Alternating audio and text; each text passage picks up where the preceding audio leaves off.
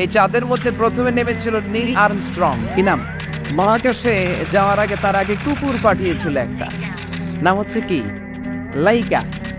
লাইকা নামে একটা কুকুর পাঠিয়েছে, যে মরলে আগে কুত্তায় মরুক, আমরা বেঁচে থাকি, ঠিক কিনা?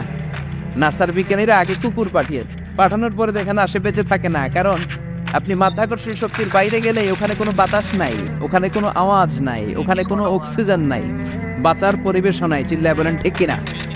তারপর গেল ভ্যালেন্টিনা তেরেস্কোভা, প্রথম নভোচারী।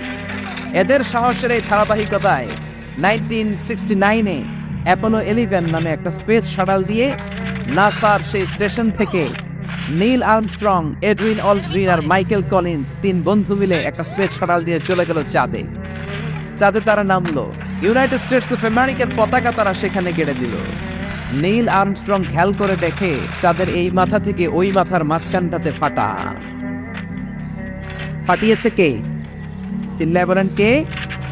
সে পরবর্তীতে পৃথিবীতে এসে বিশ্বনবীর বায়োগ্রাফি পড়ে জানতে পেরেছে এটা বিশ্বনবী আঙ্গুলের ইশারায় ফাটিয়েছিলেন। পড়েন আল্লাহু আকবার। বিশ্বনবী আঙ্গুলের ইশারায় চাঁদকে দুভাগ করেছিলেন।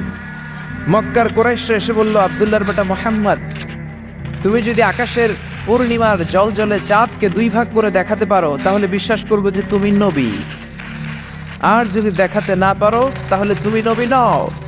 বিশ্বনবী গ্রিন সিগন্যালের জন্য উপরে তাকালেন, কারণ বিশ্বনবী মন গড়া কিছু বলতেন না, উপর থেকে সিগন্যাল আসলে তারপরেই বলতেন। চিল্লায় বলেন ঠিক কিনা? বিশ্বনবী গ্রিন সিগন্যাল পেলেন।